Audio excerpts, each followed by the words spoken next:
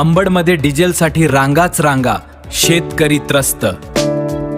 तालुक्यात सध्या डिझेल टंचाईची समस्या निर्माण झाल्याने पेट्रोल पंपांवर शेतकऱ्यांच्या लांबच लांब रांगा लागल्याचे चित्र दिसून येत आहे. शेतीच्या कामांचा हंगाम सुरू असताना डिझेल मिळत नसल्यानं शेतकरी मोठ्या अडचणीत सापडले आहेत.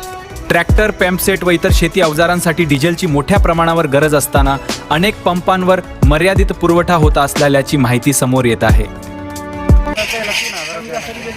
हा काय म्हणजे किती किती किती लिटर द्यायला ते 3,000 द्यायला आणि काय म्हणजे डिझेल नाही म्हणते तिथे.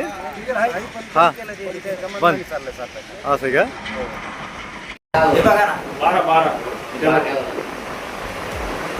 12 वाजता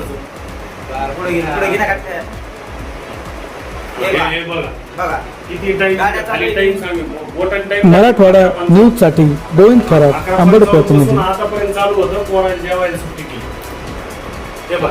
लोक काही शेतमानला आणि आम्ही एक ट्रॅक्टर सोडायला लागलो लाईनशी.